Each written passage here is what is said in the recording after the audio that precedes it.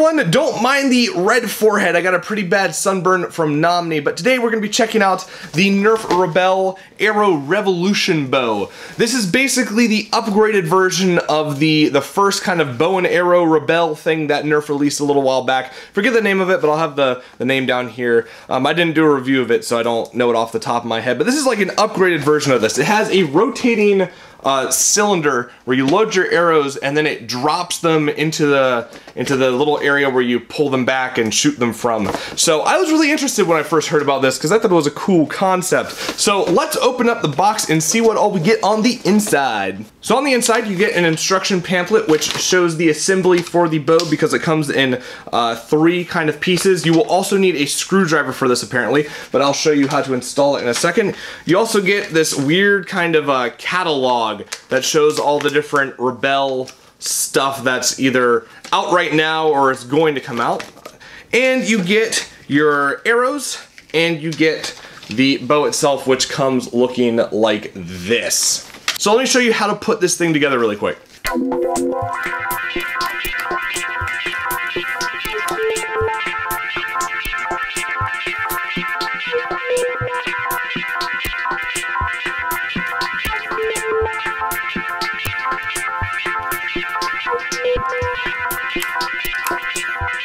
Now that I have the bow all put together, let's go over all the features and how it works and all that good stuff. So the big selling point about this thing is this right here. And this is a rotating drum cylinder, whatever you want to call it, where you load your arrows into it. It's just kind of push them down and you can slot them up into this kind of holder receptacle thing. It has these little slots for your arrows right there. Anyways, you pull the trigger and it rotates after every shot and eventually it loads it in like that, and then you just grab it in the back here, notch it, and you can do your thing by firing it. So I'm not gonna fire this indoors just yet. But yeah, that's the big selling point, is that you can load up your arrows into this thing and it easily dispenses them into here, so you don't have to push them in through the front and then pull them through the back and all that stuff. So the design of this bow is very awesome. I love the look of it. It has this kind of compound bow feel to it. And the string on it looks like some sort of elastic. You can kind of see the details in there if my camera actually focuses. But looks like some sort of elastic and not the really thin rubber tubing that Nerf has used before. So it feels like it's gonna last a while. Very stretchy. It only comes out to about here before the plastic starts bending. But I'm sure that's like the maximum it's gonna come. The arrows are probably gonna bring it out to about here because they stop inside of this area right there, so you don't pull them out and I guess hit them into the sides or misfire, anything like that. Up at the front you have this kind of scoop piece that just holds it all into place, and you also have the trigger that rotates the cylinder. Very nice trigger pull. Very smooth. It has a nice click to it at the end. And down the front is, I guess, an iron sight of sorts, so you can kind of aim. There's only one real problem with this bow, and it's something that Random Shadow 09 brought up, and that is because of this slot right here, this gap, the top part of this bow is very, very flimsy.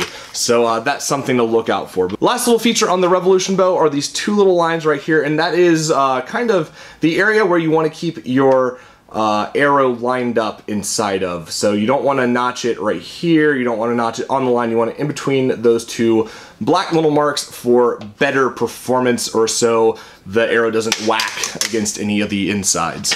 As for the arrows seem to be slightly redesigned. They don't have the foam fletching on the back. They have this nice rubber that feels quite durable. I'm pulling on right now and it's not coming apart and it's not stretching, so that's really good. It means it's going to be able to take some beating. The front is nicely designed. It has this squishy mega dart kind of tip on it, but this part is also a soft foam, so you're not going to be hurting yourself if you kind of whack it. Though there is a stiff ring going around the middle of it, so I guess if you hit yourself like that, it's gonna sting just a little bit, especially for the kids.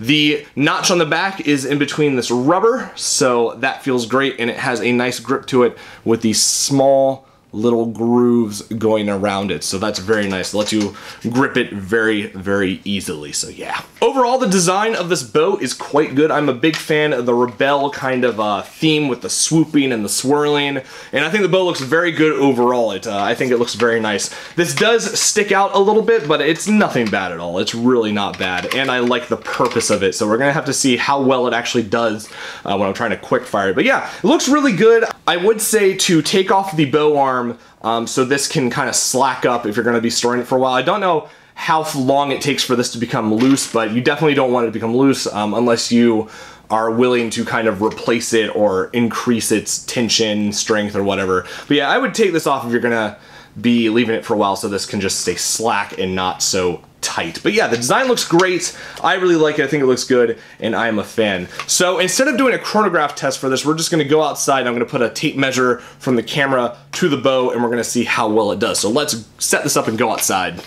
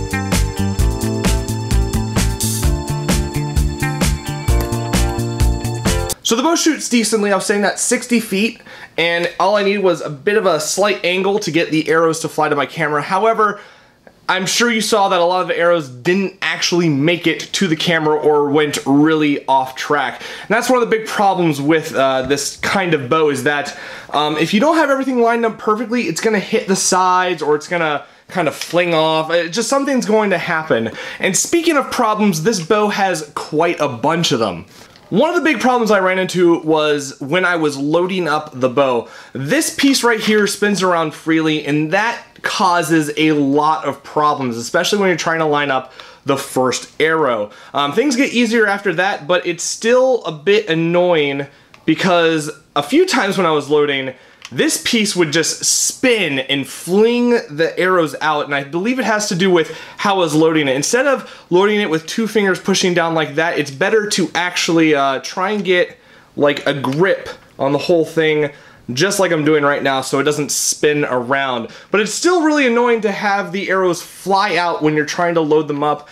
And while there is a grip on the dart and it has these little teeth in there, they don't hold on to the arrows very, very well. Just enough so that they can kind of fall down right here. And that's probably the biggest problem overall, is just it's a pain to load. And in the same amount of time with just putting it in through the front and pulling back, you can probably get off the same, if not more, arrows than trying to load this up and then feeding it in. So that kind of defeats the entire purpose of the bow. Another problem that I had was double feeding. When you're just tapping the trigger on its own, this thing likes to throw 2 arrows into the loading area, and that just messes everything up because you have to take one of the arrows out, then you have to fire off one of the arrows and either reload the arrow or put it in through the front and fire that one off. It's just kind of a mess, and it does it quite often. Like, I'm surprised at how often it does it. It happened at least once per 6 arrows. So every time you load this up, expect at least 1 double feed to happen. It's really annoying, and it's a pain to kind of figure it out when you're trying to fire it off as fast as you can. That's another problem. And the last problem is with the teeth not holding these things in well. Any bump really will send them off. Like, seriously, you could be running with this and just bump it in and all the ones will fly off. I'm surprised this one's staying here. But yeah, it's just kind of a pain to have to be very, very wary about where you're running, how you're holding it, all of that stuff. And the final problem is when you're loading this, like dropping arrows into the little firing area, if you're tilting this at all, either way, the arrow will just slide out. It's very slippery in here, and it's just not very well designed. It's just kind of a pain to use overall. I was looking forward to this little arrow shooter. Thought this idea was very cool, and the arrow shooters in general are just kind of awesome for like a Nerf toy, you know. So final verdict, I'm sure you can all guess what I'm gonna say. This thing is just a disappointment in general, and for the price, I would not recommend it. It's just a pain to use. It's a pain to load. It's just a pain overall. And while I love the aesthetics of this thing, I just can't justify any reason to buy it. So yeah, that's very sad. However, if you're still interested in purchasing one of these for some reason, I guess cosplay has some potential there, or whatever, your kid really wants it, I don't know. I'll have a link to the Amazon page in the description where I got mine. So yeah, overall, man, upset. So there you go. That is my review of the Nerf Rebelle Arrow Revolution bow. Yeah, hope you enjoyed this video, and as always, people, have a great day wherever you are.